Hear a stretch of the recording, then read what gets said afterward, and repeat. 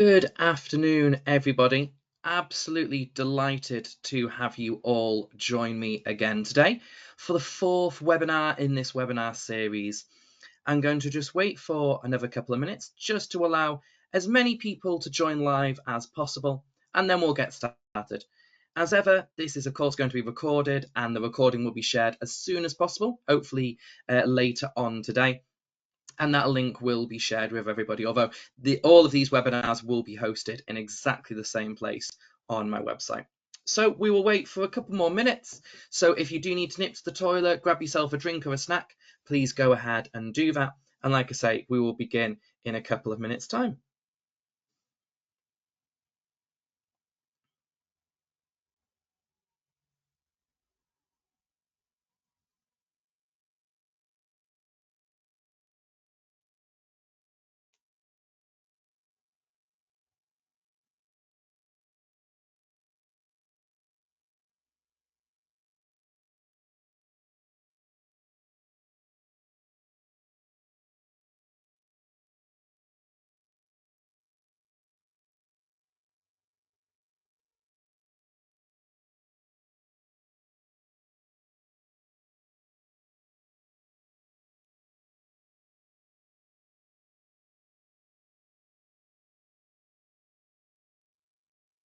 For those of you who are just joining, don't worry, you've not missed anything. We will be starting in about a minute's time, just allowing the last few people who are able to join us live just to log in.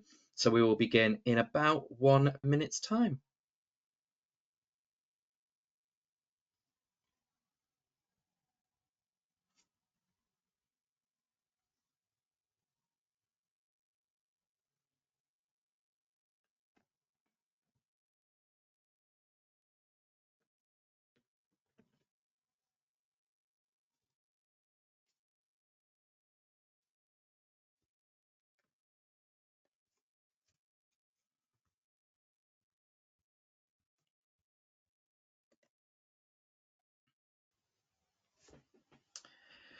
Right then, I'm going to begin to get started with today's webinar. Incredibly excited for the fourth one in the series. I can't quite believe that we're over halfway there, and actually by this time next week we will be finishing off the final webinar in the series, being accessed by well over 1,000 people already over just the last couple of weeks, so proving incredibly popular, and really excited that so many people have got so much out of this short series. Today, like I say, is the fourth in the series, so we've so far taken a look at the importance of metacognition and exactly what metacognition is. I mean, we can't have a webinar series about metacognition if we don't spend time thinking about what it actually is. So we've had a look at that. We've had a look at modeling then in the second webinar. And then we, of course, had a look at questioning in the webinar towards the end of last week. So today we're taking it on to almost the next part, I guess, in the learning process, isn't it? Around feedback and evaluation. So that's what we're going to be covering today. And as you can see, here we are, 15th of July, with only a further 2 sessions to come. So on Thursday this week, so in only 2 days' time, we're going to be having a look at how we can develop independent learners in our classroom. How do we ensure that our learners become more resilient? How do we ensure that our young people can take direction of their learning journey? So that's what we're going to be having a look at in a couple of days' time. And then this time next week, so in 7 days' time, we'll be wrapping up with ensuring effective revision and looking at some of the things that we can do to really scaffold effective revision, again, from our learners to ensure that what they're doing is really effective and is not wasting their own time. As ever with these webinars, you kind of know the drill by now if you've seen them more than once. A couple of things I will ask: if you are on social media, please do drop a comment, please do drop a photo, and just leave a little bit of information about this online, just so other people can find their way to this webinar series. Thank you as well to everybody who's sort of financially contributed towards this webinar series. As I've mentioned in previous talks, it's ended up proving quite expensive to have the web hosting and the email capacities to host all of this. I'd love to be able to do these things again in the future, but it's not going to be possible for me to keep putting on things like this for free. So if you are in a position where you are able to contribute financially towards these webinars to ensure that I can do them again for free in the future, that would be absolutely incredible. And all of that can be accessed through that QR code there on the right hand side of your screen. In terms of the sessions, just a very brief reminder, I suggest that you write down any questions that you have so that you don't forget them. There will be an opportunity to record those questions on the post-session survey. So at the end, there will again be a QR code that will take you through to a quick Google form, and on there, any questions that you might have, any thoughts and ideas and queries that have popped up to you, you will be able to record them all down on there.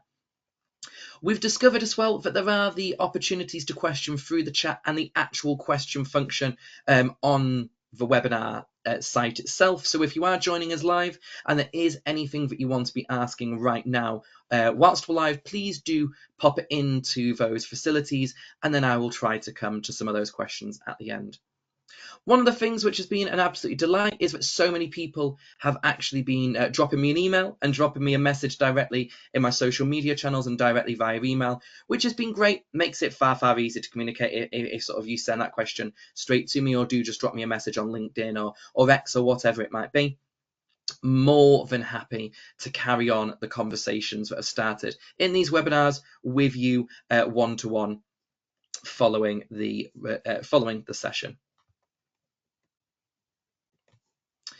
So in terms of what we're wanting to have a look at during the next 45 to 50 minutes or so, well, I'm going to be kicking off by looking at why or what poor feedback looks like, because I think there's a lot in the theory and there's a lot of evidence out there that there is poor feedback occurring across a number of different educational establishments. So we're going to begin by delving into understanding what makes for poor feedback. And then we're going to flip that and we're going to be a little bit more positive, and we're going to understand exactly what makes feedback so powerful, what makes feedback a positive learning process, because we all know that feedback should be occurring. We all know that feedback is a key component of effective teaching and learning, don't we? If we were never to give feedback, then you'd suggest that our lessons wouldn't be as good, that our learners wouldn't get as good a learning experience. But of course, with all things, things can be done really badly and things can be done really well. So that, in essence, is how we are going to kick off this webinar today. And then, as ever, we're going to have a look at a range of different approaches that we can use. I believe that I've sort of covered 3 or 4 in detail, probably about another half dozen slightly more briefly towards the end of the webinar, but these will be all things that will direct you towards ensuring that feedback and evaluation within your classrooms is improved. So I want to start on the work that has been done by Marco Naranjo. So Marco is an incredible researcher, incredible thinker around education. Really, really fortunate that in my second book, Teaching Hacks, I was able to work with him and draw on his experience, draw on his research, and draw on his insights around feedback. So he is actually chapter 7, I believe, actually, in Teaching Hacks. So I've got my copy just here. I was going through it yesterday, actually, having a look at Marco's chapter and a chapter from Genevieve Bent as well. There's plenty in there for you to get your teeth stuck into. And actually, what Marco writes about in his chapter around feedback is really, really quite important for us in setting the scene around what poor feedback looks like, and actually what can we do to make feedback that bit better. So what does Marco say? Well, he says that within education, within the classroom, there are different issues that we face with feedback. The first is one of the most frustrating as a teacher, as an expert in the room. It's that students do not learn from feedback and they just repeat the errors.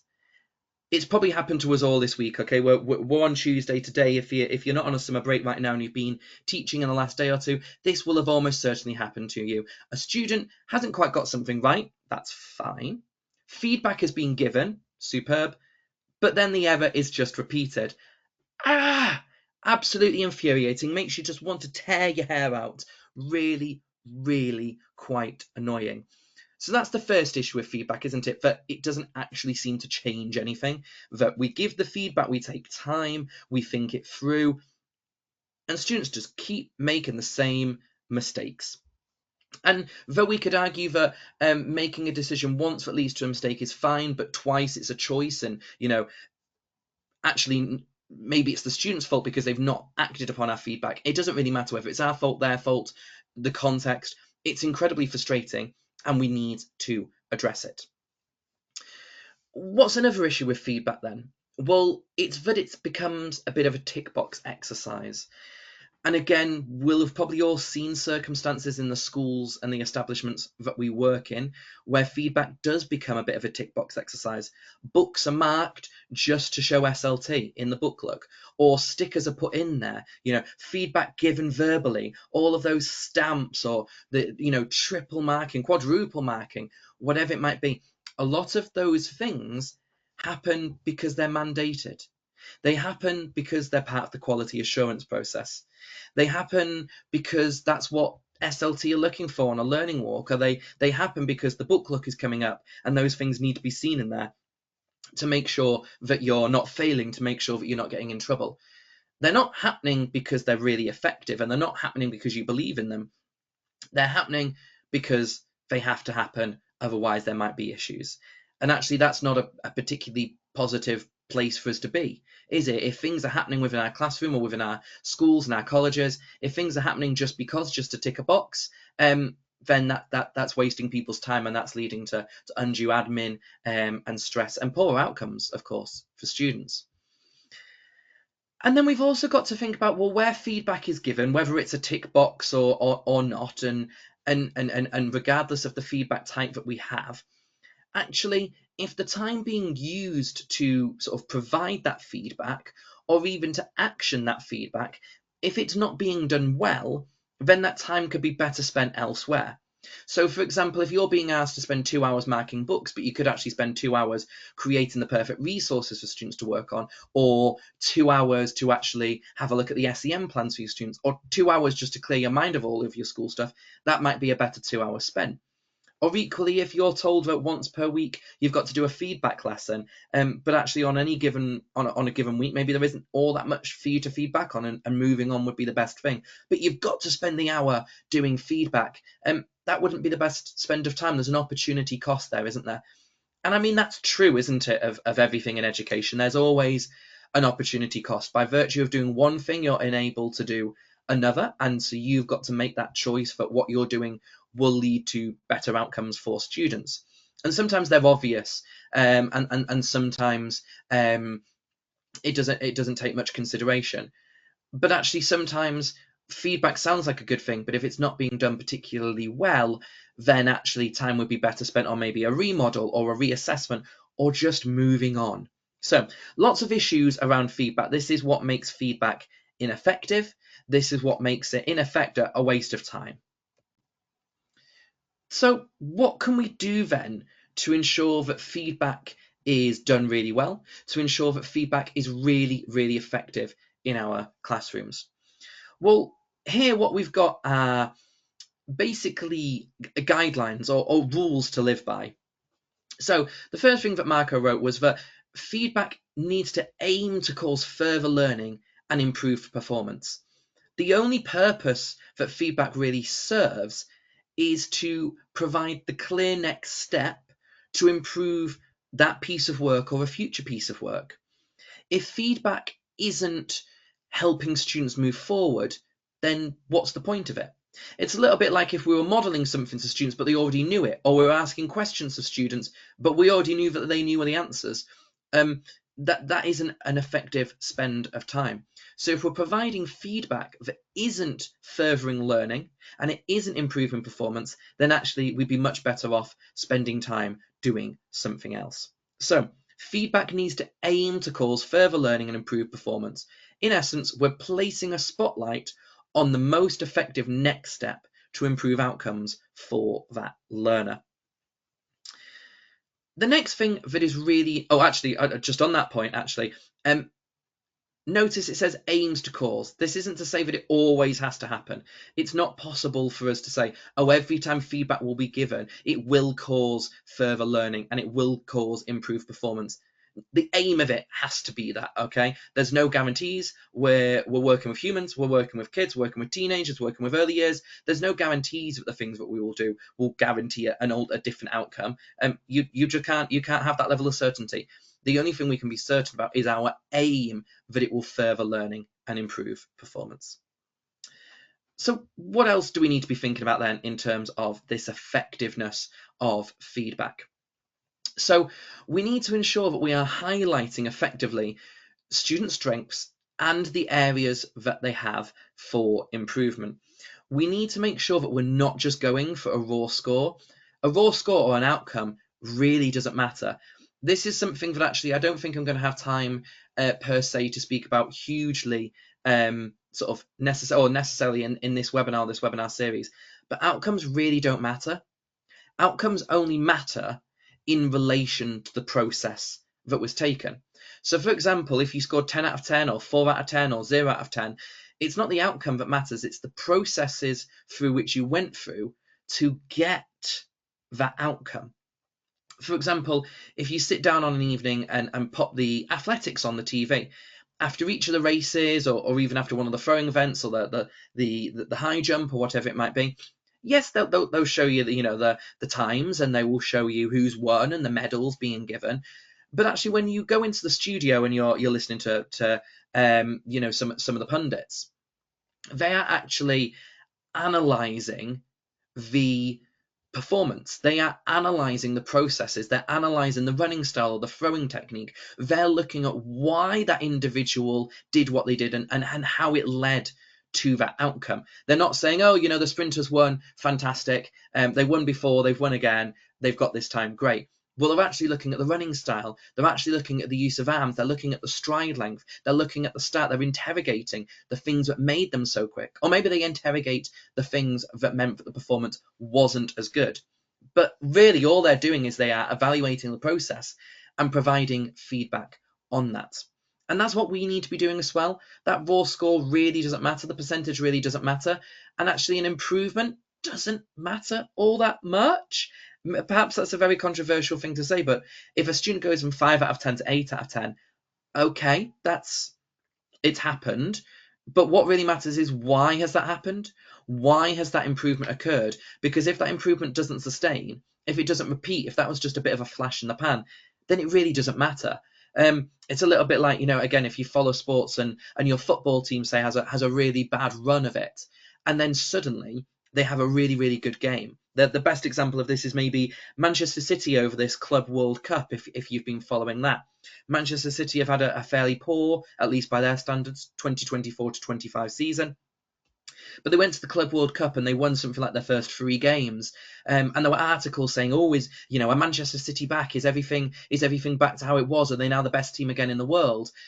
And then cue a couple of days later, and then again they got knocked out by a Saudi Arabian team who had never beaten a team from Europe before. I'm not even sure if they'd drawn with a team from Europe. So City very, very quickly brought back down to earth. So those raw scores and those outcomes didn't really matter because the processes hadn't changed, and so the poorer process that was happening in the team just ended up happening again in that game against the Saudi Arabian opposition.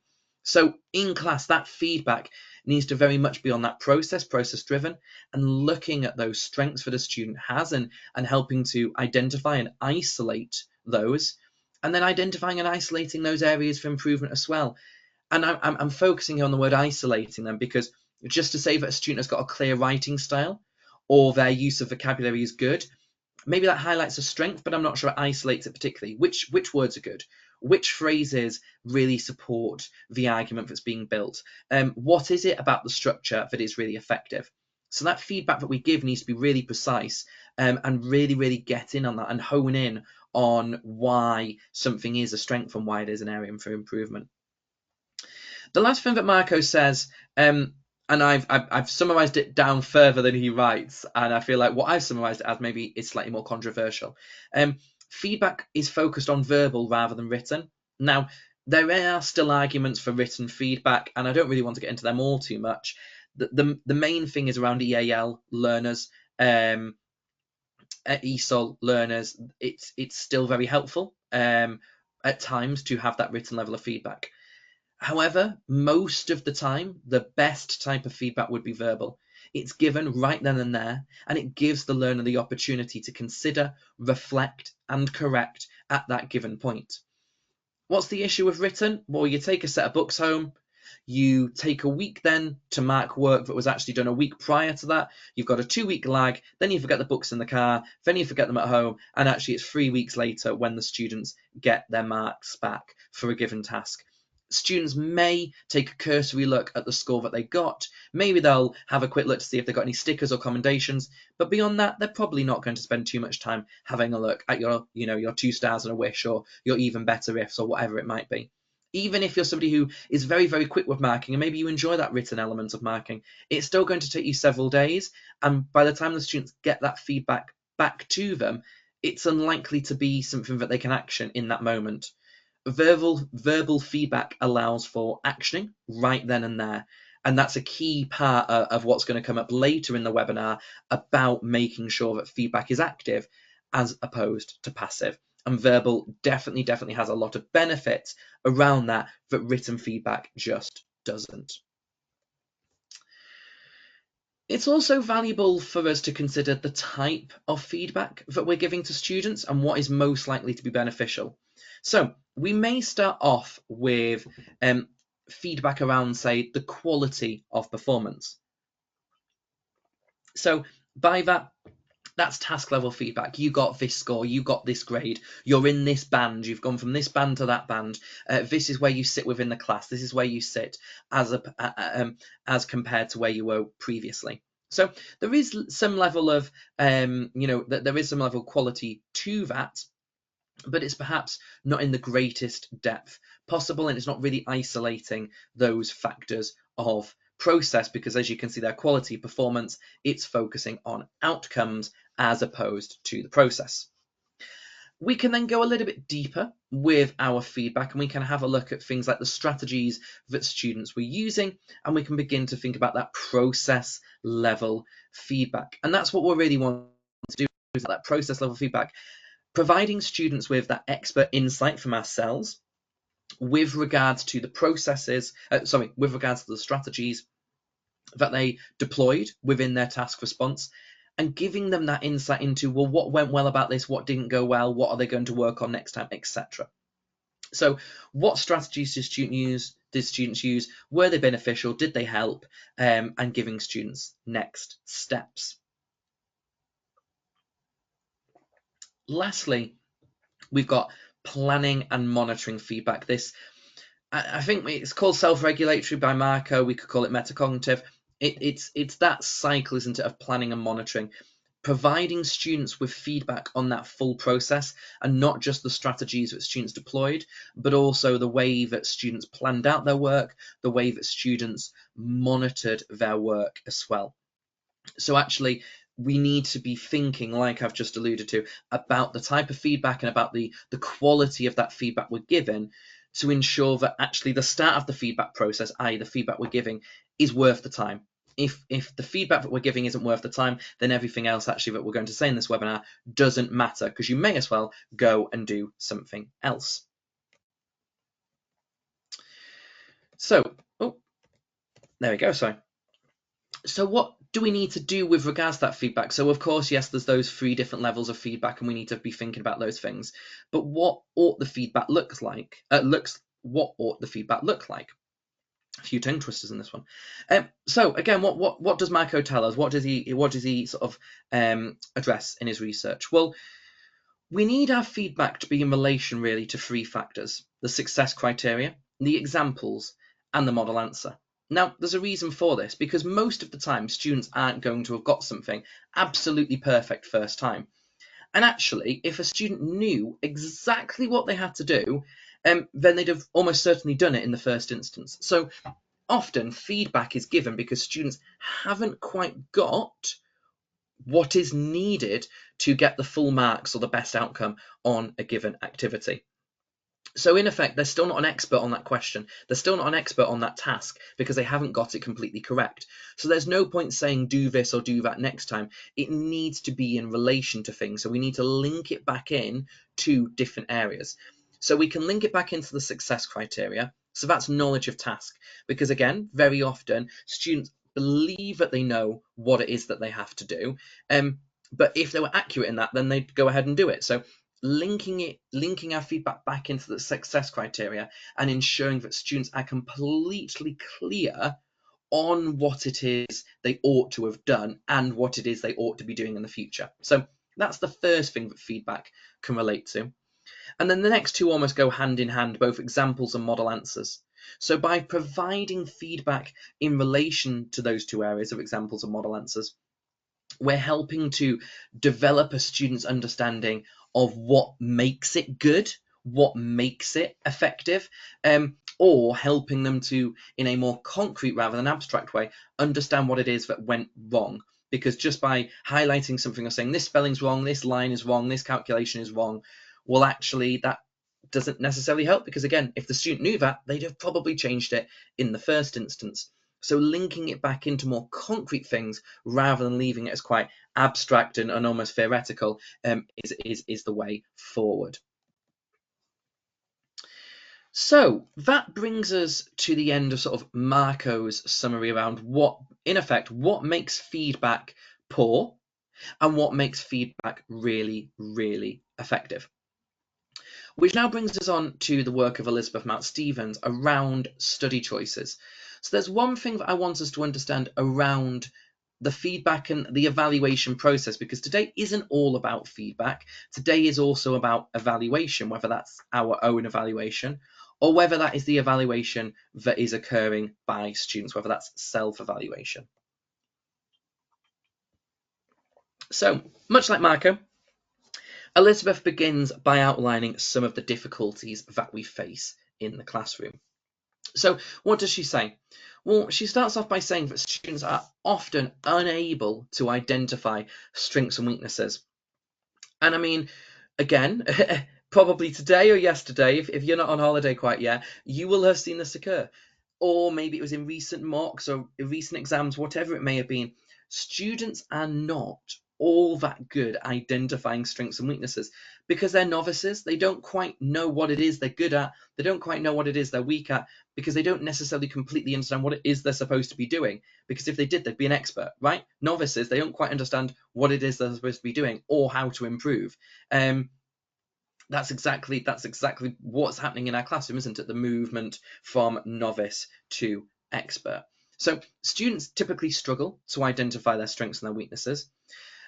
Students, again, because of this, they're typically ineffective and they spend more time on their areas of strength. So whether they've incorrectly identified what their strengths are or what their weaknesses are, and actually they think that they're weak on something, but actually they're strong in it, or is it because human nature is decidedly lazy, as it is for all animals, right? This isn't unique to humans.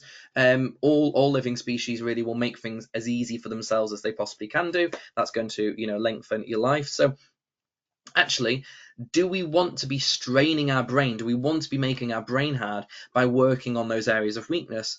Or do we actually just want to be working on those areas of strength because they're easy and they're nice and they're comfortable? Well, it's probably going to be the latter, isn't it? We're more typically going to be focusing on areas of strength because it's easy and it's nice and it leads to high levels of success. Because of this, and it's not something I'm going to dwell too much on today because we do have that revision session a week today, don't we? Students are also generally quite ineffective with revision, and they generally have quite poor revision skills, poor study skills as well. Again, probably not all that surprising. This piece of research from Elizabeth is quite interesting. Students who display overconfidence are likely to have worse outcomes. And again, that might not be immediately, but this is all about this fact just down here, that study choices, the way that an individual learns, is a far better predictor of their future success than exploring their prior achievement. And this is because what you did before doesn't guarantee that it's going to go well again in future, because that's very much focusing on performance. But we've just said that process is the most important thing because that's what is driving the performance. There is no point looking at the performance. There is only point having a look at the process, at the engine, isn't there? So if students are displaying overconfidence, and if students don't quite know, or they're not spending time to focus on their weaknesses, maybe their strengths will get bluff them through enough things for now, but at some point that's all going to come crumbling down. And this is why, and again, we've all got learners like this, learners who just don't seem to have to work particularly hard and they get everything right. You've always got those kids, and they really frustrate me, who are like, oh yeah, I didn't revise my GCSEs and I still got straight A stars. I didn't revise my GCSEs, I got grade 9s on everything. And you're sort of thinking, are you lying to me? Is this true? And it's really annoying. But for every learner, there will come a point in their learning journey where they hit a wall, where they can't just bash through it anymore like they maybe could before, or maybe before the walls were so low everything was just so easy. But at some point that wall is too big, too strong just to keep bashing through. And what you'll find with that learner is they just don't really know what to do. If they've never had to face sort of like academic difficulties before, they don't necessarily have that cognitive resilience. It happens a lot, doesn't it, when students move from primary to secondary and suddenly everything's a lot more difficult and they're a small fish in a big pond, and then maybe not the best at maths anymore, the best at English anymore. There's lots of people like them. Or maybe it happens from GCSE to A level where those standards just go up, and if some of those prior skills weren't as cemented as an individual thinks, they begin to hit that brick wall. Whereas it's those learners who have those more effective study choices, who have that bit of cognitive resilience to know what to do when they don't know what to do. That those students know how to break down that wall. Those students know how to chip a brick out. They know how to climb over the top. They know how to throw a ladder over the top. They know how to go around. They know where to go and get a drill to break it down. So it's those students who end up overall doing better overall, and that's what Elizabeth really looks at in her work here. So this is what we need to consider when we're having a look at evaluation. Now, there's a key thing that we need to do. We need to ensure that a student's knowledge of their own cognition is really strong, because actually overconfidence or an inability to focus on the most important things, those are the things that make study choices poor rather than really effective. So we need to ensure that students have got a really strong understanding of their self and task and of strategies. So by self, we need to develop opportunities for students to identify and isolate what it is that they do know, what it is that they don't know, and what are their strengths and weaknesses with regards to knowledge and potentially skills that they require for a given subject area or topic area or year, phase, or whatever it might be. We also need to provide opportunities for students to reflect on and improve their understanding of task. So does that individual, do they know how to answer all types of questions? Do they know how, do they understand the exam requirements? Do they understand the language used by examiners? Do they understand the languages if they're EAL? Whatever those barriers are, or whatever those different things are within your subject area, it's really important that students develop a strong understanding of all of those different task types.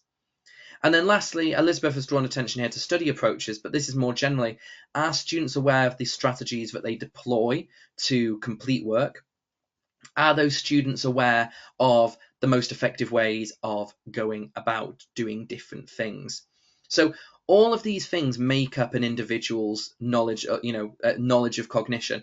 And of course, this is one half of metacognition. We know that the first bit of metacognition is knowledge of task, second bullet point there, knowledge of self first, and knowledge of strategies, the last one.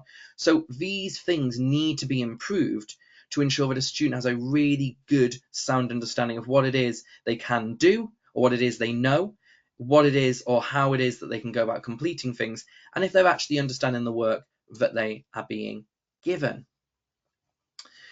So what do we really need to do? Well, it's absolutely imperative that we provide students with opportunities to reflect on their judgment of learning. So judgment of learning is basically, what does that learner think about what they do and they don't know, about how well they have done. I've likened it now to sort of like almost like calibration. If a student says that they don't know something, Do they actually don't know that thing? So if we as an expert had a look for all of their data and had a look for their books and had a conversation with them, would we come to the same conclusion? So it's about ensuring that our novice learners actually have an expert level of judgment in what it is they do and don't know, and all of these things alluded to on the previous page. So we need our students to be experts in evaluating their own knowledge of cognition. So we need to provide opportunities for students to reflect on their judgment of learning, to basically calibrate their judgment of learning. Students need to take time to basically self-evaluate and consider what it is they don't know, what it is they do know, their strengths, their weaknesses, areas to work on, blah, blah, blah, blah, blah. Students need opportunities to do that sort of thing. And then they need opportunities to compare that to either what an expert has said, i.e. the teacher, or they need an opportunity to receive some feedback on that in order to calibrate their own judgment of learning. Because if a student doesn't calibrate that judgment of learning, they are going to spend time stressing about things that they know well enough, or not spending enough time on areas of weakness, believing they're absolutely fine when they're not, believing they're not fine when they absolutely are. That judgment of learning is crucial to ensure that that self individual can make the correct next step in their learning journey. Without an accurate judgment of self, we just end up spoon feeding our students more and more and more and more, because the only person who understands where they truly are and where they truly need to go next is us as the expert. And this isn't to say that students always need to be able to identify everything. And of course, we're still going to feedback and guide and support. That's why we give feedback. That's why we give reports. That's why we do a parents and carers evening, all of those sorts of things. But actually, if we're wanting independent learners and we're wanting evaluation to be effective, then students actually need opportunities to enhance and calibrate their judgment of learning. If you think maybe about, the old touch phones, or old Nintendo DSs, you always used to have to get the stylus out, didn't you, and tap the dots in the corners. And the very first time you did it, it took ages because it was really poorly calibrated. But then maybe next time you did it, it didn't take quite as long because it wasn't as poorly calibrated. And if you kept doing it, it would then be fine for a matter of weeks, of months, of years even. And that's what we basically need to do with our young people. We need to keep giving them opportunities to reflect and calibrate their own judgment of learning. So this is something that we're going to pick up on a little bit more in our webinar a week today when we're having a look at effective revision. So some of this is going to be explored, but in a different way next week. But I still think there's some things here from Elizabeth that ought be reflected upon. And that's how she suggests that we improve those study skill choices. So she outlines this very, very simple framework of getting students to reflect on the study choices that they made, and basically come to the conclusion that they need to be more effective. Then once they've come to that conclusion, once they've come to that realization that they need to be more effective, and that will be through providing students with that judgment of learning, the ease of learning and the judgment of learning comparison, students will come to that outcome. Then as a teacher, we can then model, say, a new strategy and the reason why we would use it, and then we can provide guided practice with the new strategy. So that's kind of like the process that she outlines for basically calibration in many ways. So that's sort of a lot of the research that we're going to have a look at. And I think that gives us a really, I think we could, in many ways, we could almost leave it there. That gives us a really good understanding of what makes really effective feedback. And it gives us a really good understanding of just how important evaluation is.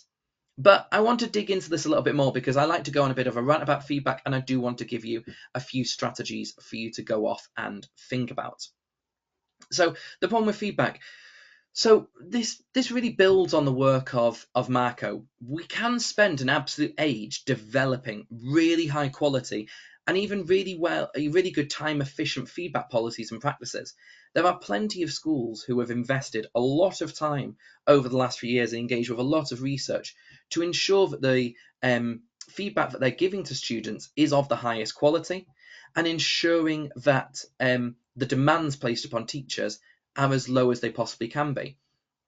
And this is brilliant, okay? High quality feedback, that process or the process of feedback is not going to be really good if the type of feedback being given is poor, and it's not going to be really good if it's taking up a huge amount of time for teachers. So that's all good and well.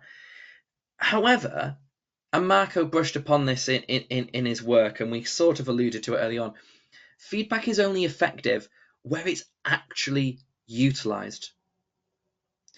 If learners get feedback and then just make the same mistakes, then that feedback isn't being used.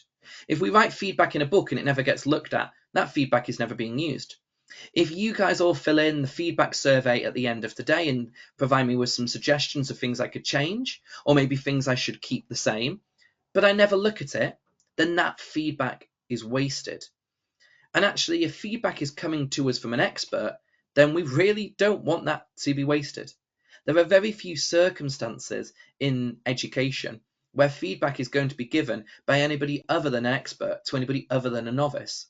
The vast majority of relationships within learning will be an expert to a novice. That's basically how education works, isn't it? And so if that expert is imparting knowledge and wisdom and feedback and isolation of next steps and things to do, scaffolds to use, places to research, things to act upon, blah, blah, blah, if they are giving all of that expert insight, then it needs to be used. It needs to be taken on board. It needs to be added into that mental model and that deeper schemata that students are developing. And it needs to lead to change. Or at least it needs to lead to ensuring that there is consistency of the things that are going really, really well. This means, therefore, that we must ensure that feedback is moving. We must ensure, therefore, that feedback isn't static, that it's actually active and that it is used. We need to ensure, therefore, that it is time used effectively, because again, if feedback is given and maybe reflected upon, but never used, then that isn't time being used effectively. So that feedback needs to be used in order for feedback as a process to be effectively used time for us to consider that opportunity cost. And feedback is also needed to help drive forward self-driven and or students who are able to self-direct. So I'm going to whiz through a few ideas now over the next 15 minutes or so. Basically, things that we can do to make sure that feedback is activated. So I'm not going to spend time looking necessarily at really good ways of giving feedback. Marco has given us enough insight on that. There's plenty of other work out there on effective feedback. This is all about activating it. This is all about making sure that feedback is actually used, because otherwise it falls on deaf ears and it's just a waste of time. So the first thing that we can use, and actually this was mentioned in Elizabeth's work a few slides ago, and you may have noticed it around exam wrappers. And exam wrappers are used all of the time. They're a very, very common thing in schools. They're known as exam wrappers, I think, because historically it would be a bit of a reflection document printed on A3 that would quite literally be wrapped around an exam paper. However, exam wrapper by name, it doesn't just need to be for exams, actually in the classroom. It can be any level really, or any size of judgment against a given task or assessment or problem. So you don't need to wait until you have got to a year 10 mock exam. Actually, any point where you're doing a task and assessment and you're wanting students to reflect on how well they did, then this is something that will work. So what does an exam wrapper say? So where exam wrappers are typically used right now, from my experience, is students do an assessment, they do some work, a teacher will then mark that work, and then students will reflect on it and they'll go, oh yes, I'm happy with that mark, or I'm not happy with the mark, oh next time I'll do this, next time I'll do that. But the problem is, that's not in the moment. Students have had plenty of time since then, because the marking's happened, the marking happens a week after the paper's been done, and then it's another week after that they actually get to look at it. And actually, what do students do if they get a score that's lower than they think? They go, oh, next time I'll do better. Oh, next time I will, I'll work a bit harder. Or actually, I didn't revise. But in the moment, they realise that they did revise and it maybe didn't go as well as it could have or should have done. So as soon as students have finished their piece of work, then actually they need to predict maybe what their score is going to be. Maybe they need to try to identify what questions they got correct and what questions they got incorrect. And then they have to think about why this might have occurred. So maybe they note down, oh, I didn't include enough quotes. I haven't included enough dates. I haven't included enough evidence. I know that I'm 1 point short. I know that I'm 1 paragraph short.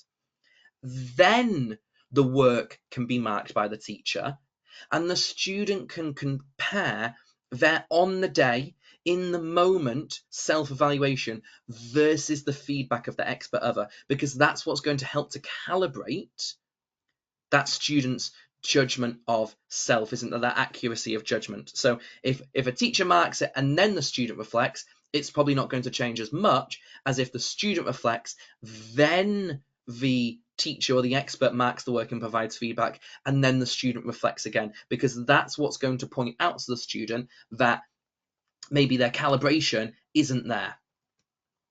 So why would we possibly do this? Well, it's all around improving this judgment of learning. It really helps to support an accurate identification of what students need to be working on. So what might this look like then? What is an example of this in the wild? So I've pulled this here, just a bit of a quick example from a history A-level paper from a few years ago. So you can see a couple of question numbers. And they've got a question here. First question was on troubles in Northern Ireland, and the second was on Britain's special relationship with the US. The student in the exam has put down the mark that they think they got. So they think they've got 16 on the first, 17 on the second, and they've rag rated it. They're green. They're really quite confident that those are the marks they've got. There's no uncertainty there. They're really confident. So on the day, that student would be leaving going, yep, I've nailed it. But actually compare it to their actual score. So once the teacher's taken it and marked it, you can see they are significantly lower than they thought. And this student does not have a good accuracy of judgment. The student thinks they're in the first question almost twice as good as they actually were. And in the second question, they're an extra sort of third better. So they're significantly over-evaluating how well they're doing. So what's that going to mean when it comes to revision, or when it comes to identifying areas for improvement? They're not going to dedicate enough time, or they're not going to, or they don't believe maybe that they've got as many areas of development. So this highlights for the student that maybe they need to have a conversation with the teacher about what it is they think they're doing right, but they're not. And for the teacher, it highlights, because again, if the teacher didn't have that level of information, they maybe go, okay, the student's got 9 out of 25, fine. But actually, that teacher goes, right, they've got 9 out of 25. But they think they got 16. They think they were going to get 16. Why is there such a significant difference?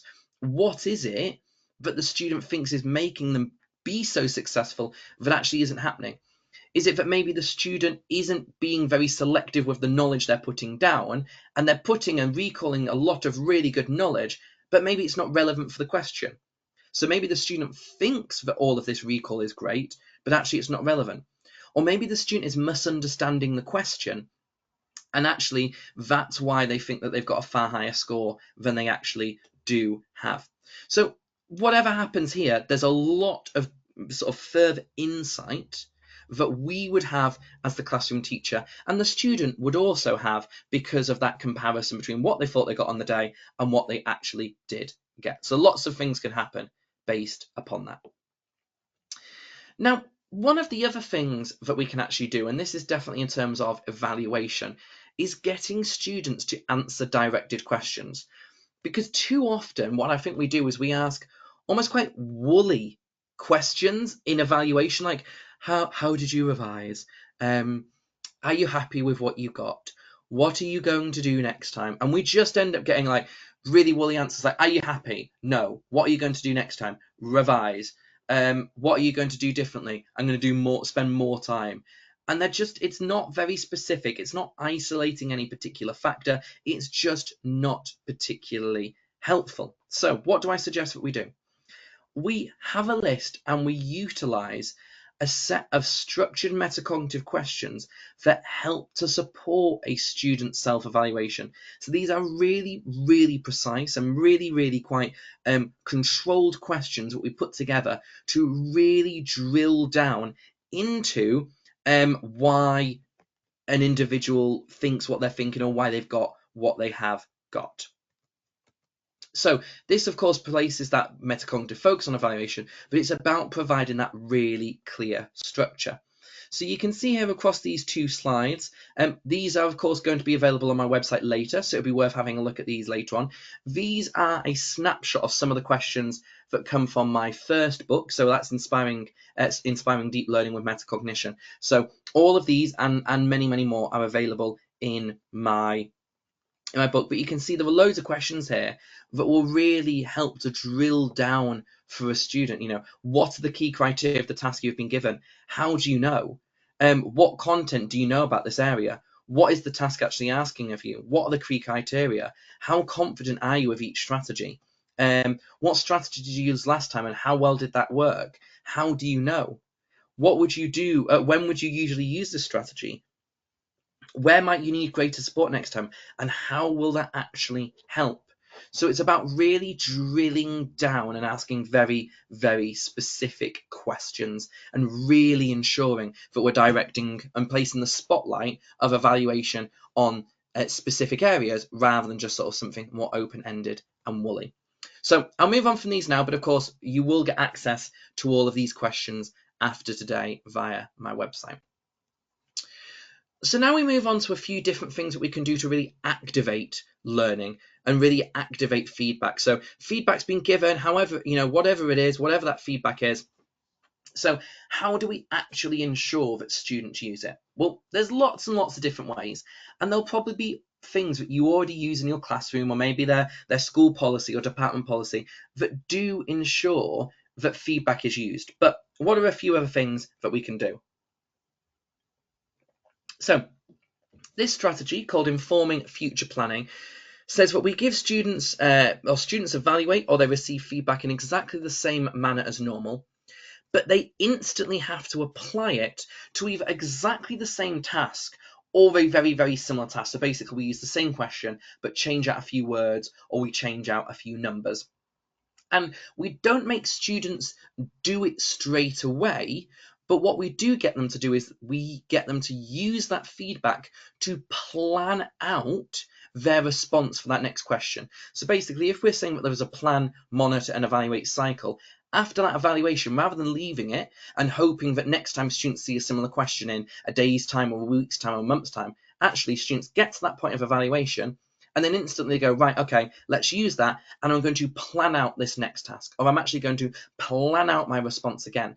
Because by activating it, we're drawing attention to it. By using it, it's beginning to become more automatic.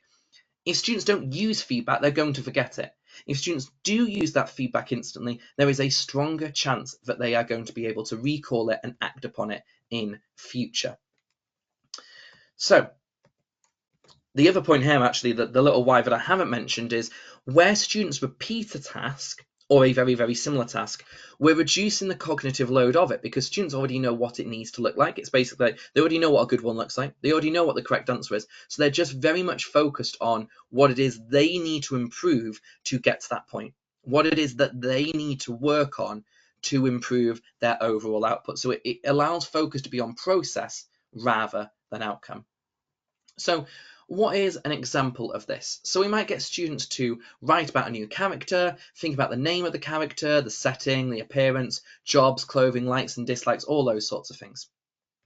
Students can then get feedback, but this is specifically in relation to the techniques that they've used, the strategies that they've employed, the keywords that they've used, not with regards to the specific character. So it's not about saying, oh, I don't like the fact that you've called him Tom. It's about using, maybe there could be greater use of simile because there isn't a simile used in your description at this point in time. Perhaps you could think about onomatopoeia as you're considering the environment in which this character exists. So that would be the feedback that was given.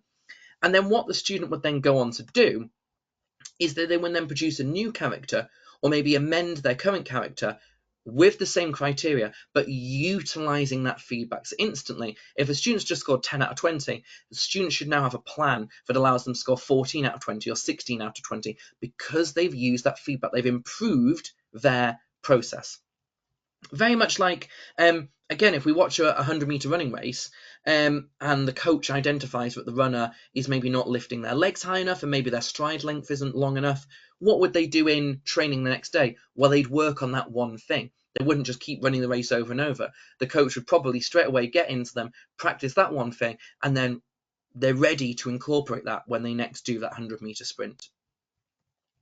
Another example from a more practical point of view, what might this look like in a DT or an art or something like this? So if we've given students the task of maybe sketching out a frame structured bridge, we would maybe want to, or students would need to be considering, sorry, if it was strong enough to maybe hold cars and lorries. So a bit of physics in there, a bit of sketching as well. So again, students would receive feedback in the normal manner. So it'd be focusing on sketching technique, it'd be focusing on accuracy, the use of tools that they employed. And then what students would have to do then is use that feedback to make amendments to their plan, to maybe change their sketching, to maybe have greater accuracy if they need it, or less accuracy if they've gone too far the other way. Maybe they've got to practice using those tools again. So students aren't being asked to do the whole task again. They're just being asked to make improvements in relation to that plan. Instantly, in just 2, 3, 5, 10 minutes, students are using that feedback and improving outcomes. One of my favourite approaches is do it again, and it's very, very similar to the previous approach that we just looked at. Once again, students do a task or they do a problem, and they do this task or the problem however they want to, using whatever approach that they see fit. And they get feedback as normal, and then they get an understanding of what the correct answer is, or maybe they get the waggle, whatever it might be. So students begin to understand what it is that the perfect answer looks like. But then students have to use that feedback or use their understanding to then complete the task again, but using a different strategy. So they've just done it once, they get feedback, they do some level of self-evaluation, and then they need to complete it again in a different way. So why would we do this? Well, it's forcing students to move outside their comfort zone. It's forcing students to stop focusing just on the one or the two strategies that they really like using, and it's getting them to consider a totally different strategy that they might otherwise ignore. This then, of course, allows them to consider the different strategy strengths and weaknesses and the efficiencies and the effectiveness of different approaches. So this is about creating a more flexible learner, one who is able to better approach different tasks in different content areas, and they will in turn become better at problem solving too. So loads of examples, and you can think about different things in your subject area, but solving equations with brackets, you could be expanding or dividing by, it says denominator there, of course, mean coefficient, dividing by the coefficient. Divided by the denominator would be a completely different task and completely confusing. Solving quadratics, you could factorize or use the formula, complete the square. Creative writing, you could use a thesaurus or not using, it'd be almost like Joey from Friends. Art, using one medium and then using another. Again, these are very, very broad, very, very vague. But again, we can all think of different topics within our subject areas that have at least two reasonable alternatives. And that's really what we want students to be considering. So some of the other things we might want to consider, things like learning diaries. Where are we getting students to record down their feedback? Where are we getting students to record down their accuracy of judgment and their self-evaluation? Something like a learning a learning diary. Maybe students have individual books. Maybe they do it in the back of their normal exercise book. Maybe they do a summary sentence at the end of every lesson. But it needs to be somewhere where they can get feedback and they can continue to use it and make it active. And I've seen learning diaries become a very, very passive thing where students just write down feedback they've been given and they never actually turn back, they never engage with it, they never use it. So it's imperative that a learning diary is reflected upon, utilised, feedback is given, and it actually becomes active. We can also look at immediate retesting or reassessment. If students have just done something and then they've just got some feedback upon it, then get them to do it again straight away. So if it's just some spellings, they've just done a quick recall test and then they've just got some feedback, we'll get them to do it again. Get them to go over it again and put that feedback into practice. Ensure that students are going through that effective learning cycle. It might be actually that students get a little bit of feedback, and then actually every student maybe gets 5 minutes of one-to-one coaching where they go through that feedback and you impart further expert understanding and knowledge to help guide that student on their next steps, and you begin the next steps together to make sure that that feedback is understood and activated. It might be that students do something in class, feedback is given, so then that could be sort of complemented, couldn't it, with a follow-up homework. Again, maybe students won't do it exactly the same night, but maybe if you only give students sort of 3 or 4 days to do it, then students are going to have to try to recall and try to utilize that feedback they've just been given. Again, moving it from static to active.